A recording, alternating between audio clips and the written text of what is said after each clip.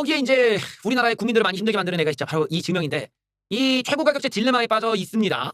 올리자니 소비자 물가가 같이 올라가고, 내리자니 소비 절감. 이거를 그 기름을 갖다가 좀 덜 쓰게 만들어야 되는데 지금 그게 안 돼. 최고 가격제를 4차까지 왔습니다. 물가 안정과 에너지 절약 사이에서 정부의 딜레마가 커지고 있다. 최고 가격을 높이면 소비자 물가가 뛰어오르고, 최고 가격을 동결하자니 낮추자니 재정 부담이 발목을 잡는다. 그렇죠. 사람의 수요는 계속 늘어날 테고 그 돈이 다 세금으로 떼와야 되기 때문에 국제 가격보다 상대적으로 낮은 주유소 기름값에 크게 줄지 않은 유류 소비도 부담이다. 소비를 안 하게 만들었는데 소비를 늘렸다라는 거야, 이재명이.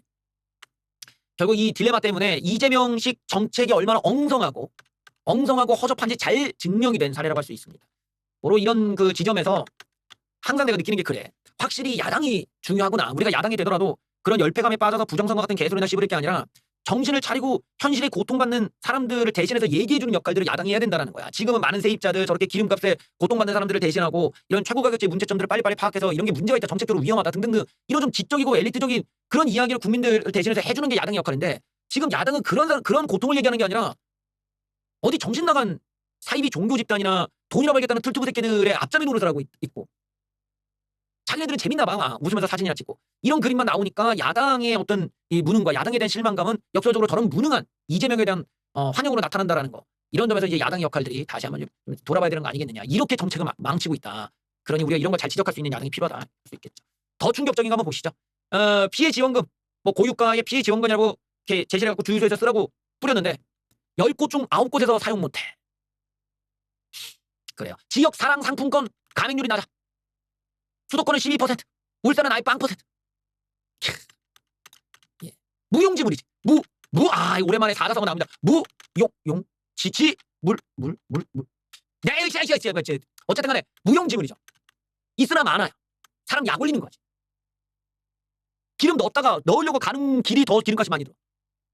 지역사랑 상품권을 주기로 해갖고 고유가 피해 지원금을 줬는데 정작 수도권 주유소 기준으로 10곳 중 1곳 정도에서만 사용할 수 있더라. 가맹 비율이 너무 낮아서 쓸 수도 없는 거야, 사실상. 예, 울산은 제로야. 그래요. 이런 바보 같은 정책들 한번 보십시오. 피해 지원금이라고 줬는데 주유소에서 못 써. 주유소에서 쓰라고 줬는데 못 써. 조사도 안 하고 있다는 거야. 그냥 돈만 뿌리면 정부가 무슨 자선사업가라도 됐냐. 돈을 뿌리면 그게 선행이다. 선행이니까 환영하자. 이런 전응아 같은 놈들의 지지를 받겠답시고 지금 대책 없이 그냥 막 던져버린 거지. 그리고 나서 막상 쓰려고 하면 못 써. 이런 우스꽝스러운 정책. 그래서 이런 범죄 피의자를 대통령으로 만들면 안 된다. 능력이 없다는 게, 능력이. 좀 꼼꼼하게 알아보고 저런 가맹점이 아니더라도 쓸 수 있는 방법을 고안해내든지, 그게 아니면 애초에 저렇게 뜬금없이 최저가격제 가면서 막 정신없이 무조건 세금 막 쓰고 사람들한테 이미지만 좋게 하는 그런 정치가 아니라 선순환이 될 수 있는 구조를 만들어줘야 된다고 생각해야 되는데, 그런 시장에 대한 이해가 없으니까 그냥 무작정 돈만 뿌리자. 그리고서는 제대로 쓰지도 못하는 바보 같은 일을 만들고 말았어. 여기에 지금 우리나라 기업 중에서 지금 여러 가지 이제 지금 위기에 빠진 기업들이 많은 상황에서 최근에 지금 논란이 되고 있는 업체가 있습니다. 바로 여러분들 길거리 갈 때마다 한 50걸음에 한 개씩 있을 법한 CU 편의점 죽을 맛입니다. 지금. 죽을 맛이에요. 왜? 화물연대가 갑자기 파업질을 하면서 야, 우리랑 교섭하자, 나와, 주인장 나와 이래가지고 CU 쪽에 아니 우리랑 너희랑 상관이 없는데 왜 우리한테 그래? 나오라면 나와, 이 노란봉투법 있거든. 이러고 난리가 났어. CU에 지금 공급이 안 돼. 삼각김밥 매대가 비었다. 여러분들 CU가 지금 텅텅 비었어요. 매출 70만 원이 줄었다. CU 점주들은, 아니 점주들 얼마나 불쌍한 사람들이야. 이거 편의점 해가지고 얼마 돈도 못 벌어 이거. 야, 이걸 가지고 그냥 진짜 우리가 잘못 가고 있다는 게 이런 데서 나오고 있어요. 경찰들 앞에다가 밀고 뭐 이거 흔들어 제끼고. 아휴, 큰일 났습니다. 큰일 났어. 예. 화물연대 편의점 지부 애들이 파업으로 물품을 제때 공급하지 못하고 있기 때문에 CU 점주들이 피해를 호소하고 있다. 예. 점포수가, 영향받은 점포수가 2천여 개인데 매출에 타격까지 입고 있다. 기존 매출의 30%가량 손실을 봤다고 얘기하는데 지난달보다 70만 원 넘게 줄어든 점포가 있다. 일주일 대비 25만 원 감소. 간편식은 편의점에서 살 수 있는 차별화 상품이라 하루 매출의 30%를 차지한다. 그러니까 도시락 뭐 이런 거 있잖아. 그게 안 들어와. 도시락이 없어. 안타깝네. 라면, 주류, 음료 등도 입고가 지연되고 있다. 발주가 원활하지 않다. 막잖아 막 얘들이. 아이고, 참 씁쓸하구만요. 예. 항상 그랬어. 이게 과거에도 이런 노조 애들이 파업을 하면 그 정규직 노조의 파업을 통해서 그 밑에 있는 하청의 하청애들이 더 고통을 받아. 걔네들의 일감이 끊어져 버리니까 얘네들이 정규직 애들 쪽에서 일을 해줘갖고 넘겨줘야 되는데 안 넘겨주니까 하청애들이 또 고통을 받고 하청업체가 힘들어요. 그러니까 노조의 못돼 먹은 행동들이 더 가난한 자들, 더 힘이 없는 다른 노동자를 고통을 준단 말이에요. 그러니까 우리나라의 이런 노조 문화라는 게 다른 노동자의 고통, 다른 노동자의 눈물과 그 고통, 이걸 끌어모아서 지들이 이익으로 치환을 시키고 있는 거예요. 그런 점 때문에 이런 노조들, 이런 악마 같은 이 노조 문화에 대해서 반드시 이거는 맞서 싸워서 얘네들의 어떤 이 잘못된 문화들을 바로잡을 필요가 있는데, 여전히 폭력적이고 여전히 과격하고 여전히 다른 노동자들을 피해를 주는 방식으로 일관하고 있다는 것이 아주 시대착오적이죠. 그런데 여기에 대해서는 좌빨 새끼들이 침묵하고 있는 거예요. 그 힘없는 노동자들 죽도 마다 알 바가 아니거든. 얘네들이 좋아하는 노동자는 누구나? 힘 있는 노동자들, 세력화가 된 노동자들, 돈 좀 있는 노동자들 좋아하니까 지들한테 노비도 하고 후원금도 쏘고 지들이랑 짬짬이가 돼서 같이 술 처먹고 밥 처먹는 이런 더럽고 역겨운 노조들 편만 들어주니까 그 노조들이 다른 노동자를 고통 주는 것에는 침묵하는 이런 더러운 상황이 벌어지는 겁니다. 지금 민주당이 그놈의 그렇게 노동자팔이 하다가 저렇게 CU 점주들 그 안에 있는 알바생들 다 지금 힘들어지게 생겼는데 왜 거기엔 침묵합니까? 알바가 아닌 거지. 알바가 아니야. 왜 그 사람들 우리 표에 도움 안 된다 이거거든.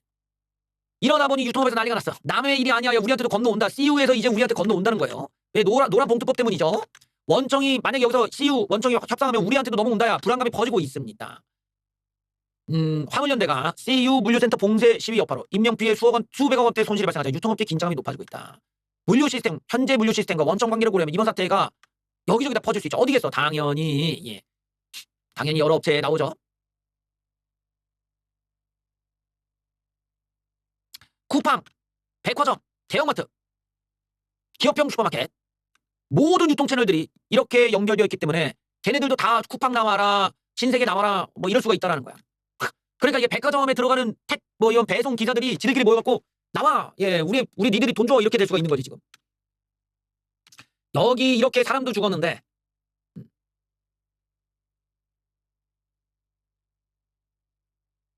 정부의 입장은 뭐냐? 이번 사태는 노란봉투법과는 관계없는 사안이라고 선언을 긋고 있다. 얼마나 한심합니까? 그러니까 지금 이재명 임시정부가 여러 노동자들의 고통을 외면하고 있다는 거야. 지금 트럭을 막 이렇게 몰았던 그 사람도 노동자거든. 그 사람도 화물기사인데 그 화물기사의 생계를 얘네들이 위협한 거란 말이지. 그러면 여기 이런 상황에서는 화물연대 니들이 어떤 쟁의를 하는 거는 그렇다 치더라도 다른 노동자의 생계를 위협하지는 말아라가 돼야 될 거 아니에요. 정부 임시 당선인 이 좌파 정부는 그들의 생계 따위는 관심이 없어. 힘없는 노동자에 관심이 없다고 지금. 그래서 앞으로도 이제 우리나라에 이런 노란봉투법으로 인한 수많은 노동자들의 고통, 사망 사건, 살자 사건, 폐업 사건, 많은 힘없는 노동자들이 저런 좌파들의 외면 속에서 고통받고 사라지게 될 거다라는 걸 알 수가 있죠. 최근에 이재명 임시정부에서 가장 이제 좀 문제가 됐던 장관이 바로 통일부 장관일 텐데, 이 양반이 쓰잘데기없는 소리를 해서 미국이 정보 제공을 좀 축소하는 일이 있었습니다. 아주 국제적으로 이게 문제가 될 만한 사안인데, 북한에 관련한 우라늄 농축 시설에 대한 언급을 함부로 함으로 인해서 좀 상황을 어렵게 만들었어요. 그래서 이 증동영이가 자기 딴에는 내가 얘기한 건 이미 어떤 CSIS 보고서에 나온 내용이다. 즉 북한의 우라늄 시설이 어디에 있다라는 내용을 자기가 얘기했는데 이거는 이전에 CSIS 보고서에 있는 내용을 내가 얘기한 거라서 그렇게 비밀은 아니야라고 얘기를 했어요. CSIS에서 우리는 그런 보고서 낸 적이 없어. 하여튼 이거 어떻게 봐야 됩니까? 이런 거면은 장관이 사퇴를 해야 될 거 아니야. 책임을 안 져, 책임을. 이거 사퇴해야죠, 사퇴. 나가야지. 북한에 가면 더 좋고. 월북이나 좀 하시지. 왜 여기서 이런 북한의 구성실을 제3의 북한 우라늄 농축 시설 소재지로 증동영이 밝힌 후 미국 측이 기밀 유출을 항의하며 대북 정보 공유를 중단했다. 정동영은 자기 딴에는 이제 변명한다 주장한다는 얘기가 CSIS 보고서 등에서 북한의 개발이 있다는 걸 반복적으로 제기했다. 라고 자기는 비밀을 유출한 게 아니라고 얘기했는데, 정작 이 당사자인 CSIS 전략국제문제연구소에서는 우리는 그런 보고서를 한 번도 작성한 적이 없다고 반박을 했어요. 공개적으로. 우리 정부의 지원을 받아 한반도 문제를 연구하는 싱크탱크 관계자가 우리 정부 장관급 인사의 주장을 직접 반박하기까지 했다. 얼마나 말이 안 되는 소리면 이런 내용까지 나오겠냐 이거야.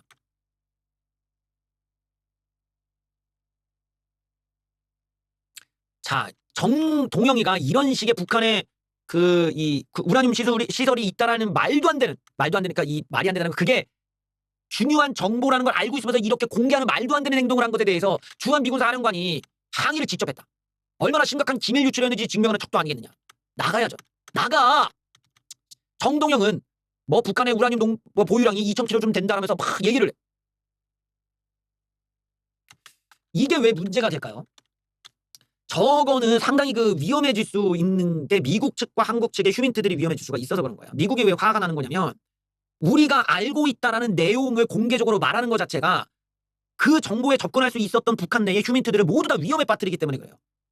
이거를 정동영이 의도했든 의도하지 않았든 굉장히 큰 실수를 한 거지. 지금 구성시를 얘기했단 말이에요. 북한의 구성시에 우라늄 시설이 있다는 내용을 저렇게 말해버리면 북한 입장에서는 구성시에 우리의 이 시설이 있다는 놈이 누구냐? 다 모아라. 한 30명 정도 됩니다. 다 모아라. 쏴. 없애라. 없어지는 거야 그냥 다.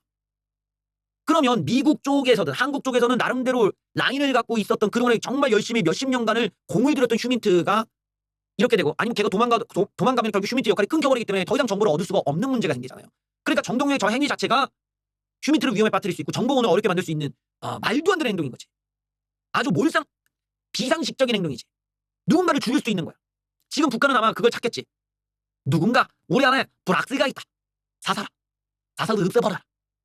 누군가 지금 고문당할 수도 있어. 그러니 미국이 와서 지금 항의를 하는 거야. 미국이 와서 항의했다라는 거는 미국 쪽 휴민트일 가능성이 있는 거잖아요. 미국 쪽과 연관되어 있는 휴민트일 가능성이 있다는 건데 그 양반이 지금 정기 고문 당하고 막 이럴 수도 있지. 그래서 정동영의 저런 이야기들이 얼마나 무책임하고 얼마나 잘못된 건지 그거를 우리가 생각해본다면 나가야죠. 정동영 사퇴하고 한국을 떠나가야 돼. 한국 국적을 버리고 이제 북한으로 가든지 해야지. 이런 식으로는 이거 통일부가 뭐야? 통일부는 뭐 통일부에 오히려 더 전쟁만 더 일어나겠구만 저러다가. 저런데도 이재명과 감싸기 급급한데 저런 이 통일부 장관이 가벼운 일이 문제가 되고 자꾸만 정보가 노출되거나 북한에 대해서 아는 척을 하면서 저게 진짜든 가짜든 간에 이래저래 논란만 일으킨다면 교체할 필요가 있다. 정동영도 좀 자기 스스로를 알고 좀 내려와라. 그럴 필요가 있지 않나. 아주 좀 상황이 우리나라 안보 상황을 위험하게 만들고 있다는 점에서 문제지라고 저런 것들은 이제 조만간 시민단체에서 고소하지 않을까, 고발하지 않을까. 이 국가보안법이라든지 좀 이게 이 공무집행 방해죄 뭐 이런 거라도 걸어갖고 한번 좀 고발을 해야 돼. 저런 것들은 좀 지양시켜야지. 장관이라는 사람이 말이야 할 말 못하면 구별도 못하고 누군가를 위험에 빠뜨릴 수 있는 발언을 해. 하여튼 고의이지 않았든 간에 좀 문제가 있다. 고의였다면 더 심각한 거겠죠. 우리 서결이 형이 계엄을 벌이고 나서 트럼프에게 메시지를 보냈다고 합니다. 보내려고 했대.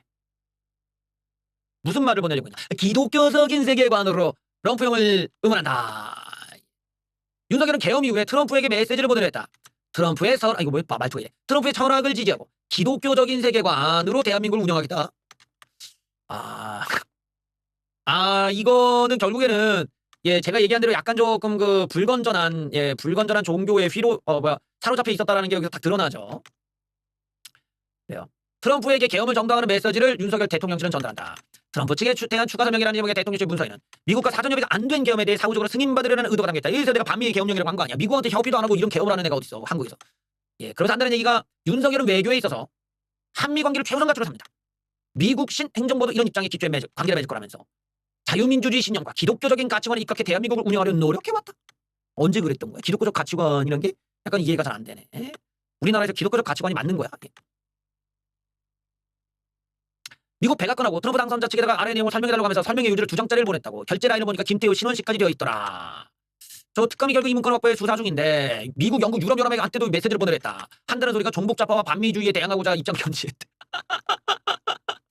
계엄은 헌법 테두리 내에서 정적 시위였다. 계몽령 논리를 써놓고 이거를 트럼프나 다른 나라한테 보니 이건 뭐 하는 거였지? 좀 민망하네요. 저런 것에서 이제 틀트부들이 뭐 트럼프가 도와줄 거라는 망상까지 갖게 됐던 것 같은데 제가 트럼프 그 당선 이전부터 지금 윤석열이 그 트럼프를 대하는 태도들 한번 봐라. 트럼프가 윤석열을 왜 구하냐. 트럼프는 윤석열 임기 때 트럼프 주니어 지금 그렇게 중요한 그 트럼프의 아들이 우리나라에 2번이나 내한을 했어요. 그 양반 윤석열도 만나보고 싶으면 그랬다는 얘기가 있어. 근데도 윤석열이 안 만나줬어. 트럼프 아들을.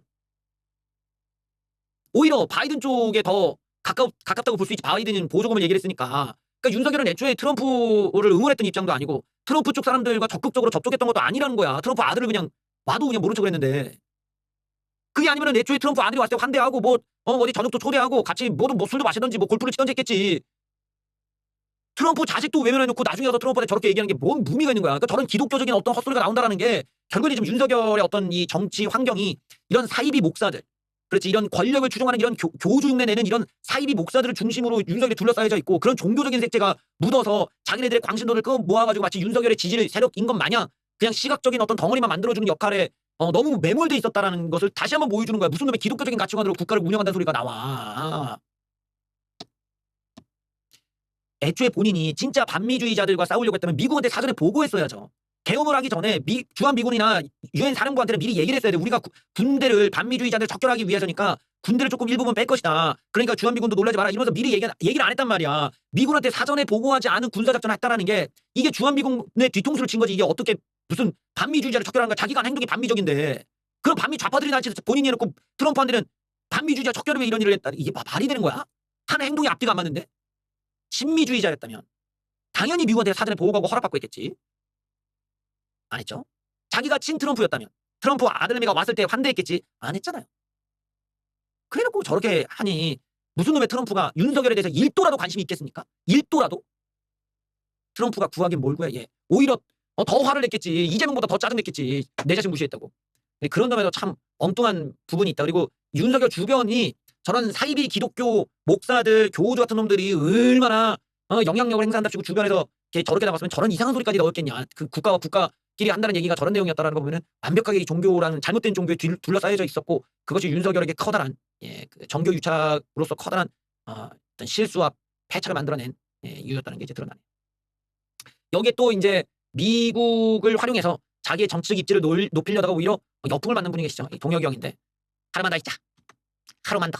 장동혁이 하루만 더 있자고 했다가 나머지 지도부가 우리 욕 더 먹어. 그냥 가 했는데 말을 안 들었던 장동혁 뒷얘기가 나왔습니다.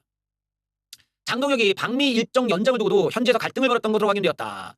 김민수의 V자 포즈 사진 유출 책임을 두고도 방미단 사이에 서로 갈등이 있었다는 게 이게 그 의원들이 같이 갔는데 조정은 김대식 김장겸이 같이 갔는데 여기서 장동혁이 이왕에 미국에 왔으니 하루 정도 더 있자. 김민수도 미국 측의 대표 일성을 열게만 했다. 추가로 연락을 줄 모른다며 미국에 언제 미팅할 수 있어도 더 좋지 않냐라고 주장을 했다고 한다. 요렇게 이거 뭐가 이렇게 즐거운지 이런 걸 왜 유출했는지 정말 이해가 안 되네. 그러나 조정은 김대식 김장겸은 거세게 반대했다.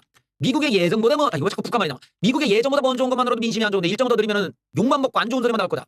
의원 외교도 아니고 야당 대표 외교인데 정해진 일정 없이 불확실성을 갖고 오는 게 말이 되냐? 그러면서 더 따진 거야. 김민수와 장동혁이 웃음에 찍힌 사진 때문에 방미 내용과 관계없이 이미 상당한 타격을 입었다. 해당 사진 유출에 대한 책임 공방도 이어졌다. 방미 일정 중단한 의원이 김민수에게 유출된 사진이 더 있냐 없냐 따져 물었고 식사 자리에서 김민수와 다른 참가자 사이 방미 일정과 사진 등으로 논쟁이 붙었다. 오전에서 장동혁이 귀국하자고 결정했고 공항 영화 수속까지 마쳤지만 미국 국무부의 메일이 와 장동혁과 김문수만 남게 됐다는 게 참가자들의 설명이다. 누구를 만날 건지 우리에게도 공유가 안 됐다. 두 분만 먼저 미국으로 떠난다는 것도 장동혁이 출국하는 당일에만 알렸다면서 답답함을 말해줬다. 엉망이었구만. 김민수의 지인으로 알려진 김성수 교수의 스레드를 통해 V포즈 사진이 유출되며 국민의힘 내에서는 김민수 책임론까지 몰아치고 있다. 장동혁이 임명에 당직을 맡은 의원들 사이에서도 왜 악수만 두는 거냐. 만장을 안 잡았던 사람이 대표 일정의 동행이 신이 났는지 사고를 쳤다.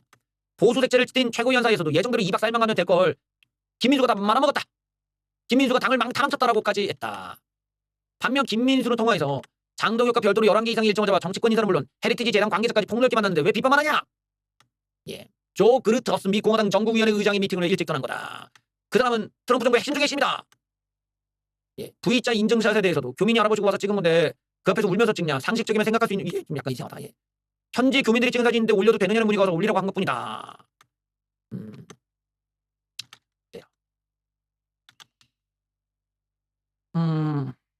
그러니까 뭐 저 내용에서도 우리가 이제 알 수 있는 게 저 대표와 이 김민수가 뭔가 이 당에 대한 걱정, 당을 위한 희생, 또 당을 위한 어떤 공적 의식에 의한 태도가 좀 많이 부족하다는 걸 알 수가 있죠. 많이 부족하고 결국에는 계속 변명만 하고 있는 거야. 우리가 이러려고 갔고 뭐 누굴 만나려고 했다라고 등등 하는데 중요한 건 너희들이 그 사람을 만나서 대체 무슨 이득이 되는지가 이게 설명이 안 되는 거지. 뭐 예를 들어서 지금 뭐 미국의 상황이 한국에서 미국에 대한 호감도가 엄청 높아져 있고 그런 지금 사람들이 막 트럼프를 너무 좋아하고 미국에서도 지지율이 너무나 높고 막 분위기가 너무 좋은 상태가 아니잖아. 트럼프가 지지율이 최저를 찍었을 때 간 거야. 상황이 이런 상황에서 미국도 좀 정신없는 상황에서 그 미국을 간다는 게 어떻게 보면 민폐일 수도 있는데 가가지고 간다는 얘기가 뭐냐 이거지. 그게 뭐 이재명의 어떤 외교가 문제가 있다. 그 얘기는 국내에서도 해도 되잖아. 그리고 또 미국에 가서 누굴 만났다면 자랑삼아 그 사람과 만난 뭐라도 갖고 와야 되는데 그런 것도 없고 이러니 논란이라는 거야. 왜 갔냐? 그 퍼스트 클래스 탔냐 안 탔냐? 그리고 왜 며칠 더 있냐? 그러면 준비되지 않았지 왜 갔냐? 왜 처음 일정과 나중 일정이 달라졌냐? 이런 식으로 무슨 즉흥적으로 그때그때 달라질 식으로 어떻게 이렇게 일을 하냐? 그리고서 웃으면서 사진이 나오냐 지금 전쟁 중인데 이런 논란들이 계속 엮이고 나오니까 얘네들이 지금 당의 이미지를 자기네들이 대표하고 있는 위치에 있다는 것에 대한 경각심 또 어떤 이 무게감 의식이 없는 거야. 의식도 없고 그냥 야 자연스럽게 우리도 사람이니까 그냥 뭐 교민이 찌그러서 웃었고 우리가 그냥 사람들 만나고 왔어. 이게 중요하다고 우리는 생각해. 이런 식으로 자기주관적인 입장만 얘기를 하니 저런 어떤 자기중심적인 세계를 갖고 있는 사람에게 공적의식을 기대하기가 어려우니 당이 망하는 거다. 잘 보여준 거죠. 내가 이래서 장동혁을 빨리 교체된다고 얘기를 하고 또 하고 했던 거예요. 또 하고. 윤석열 역시도 이 공적의식의 결여가 우리 모두를 망친 거라고. 공적의식이 있어야 돼. 근데 자기중심적으로 내가 괜찮으니까 다 괜찮아 이래버리는 사람들은 저런 식으로 변명만 하고 논란 일어나는 변명도 무슨 시가 먹히는 변명도 아니고 자기 주관적인 감상에 변명만 하고 앉아있잖아. 그러니 설득은 안 되고 이건 뭐냐고. 이미지만 안 좋아지고 표만 다 읽고. 여기에 와서 지금 공천 한번 보십시오. 이은혜 계곡살인 이은혜 변호인이 국민의힘에 공천받아. 구로구청장. 윤석열 변호인이 경선 나간 거는 뭐 그렇다. 야 계곡살인 이은혜 변호인까지 우리가 공천을 이게 우파냐? 이런 게 우파야? 이건 너무하잖아. 아니 변호인을 공천할 거면 나 답답하네. 어디서 정말 힘든 뭐 사람들 이런 사회적인 약자들을 위해서 적은 비용으로 변호를 해준 분들 뭐 무료 변호해주는 이런 정말 그런 자기를 희생한 사람도 많을 텐데 계곡살인 이은혜 변호인을 공천해줘? 참 대단한 정당이다. 보면 볼수록 진짜 위대해지고 있어 정말. 다른 면으로 정말 위대해. 계곡 살인사건 주범 이은혜를 변호했던 변호사가 국민의힘 구로구청장 후보로 확정되었다. 당의 자폭행위, 국민의힘 스스로가 도덕적 사망 선고를 내리는 거 다름없다라는 내용이 담겨져 있는데 이야 멋지는구만. 이 사람은 계곡에서 보험금을 노리고 남편을 물에 빠뜨려 살해했던 이은혜 측 변호인으로 활동한 바 있다. 재판이 진행 중에 이 변호사는 언론 인터뷰에 나서 일부는 보험금이 아니라 조건 만남의 대가로 받았다. 숨진 남편이 가짜 혼인신고를 부탁했다고 주장하기로 했다. 그러니까 남편 탓을 막 했는데 결국 무기지정이 나왔고. 반발하는 당원들은 인류 보편의 가치를 저버린 범죄자를 비호한 인물이 어떻게 국민의 생명과 안전을 책임지는 행정 책임자가 되겠냐. 위대해. 내 생각에 정말 위대한 정당이야. 그렇게 많은 변호사들이 많은데 야 그 중에서도 하필 어떻게 논란이 안 일어날 수 없는 사람을 이렇게 잘 골랐을까. 능력이야. 그런 분들을 모셔오는 것도 능력이야.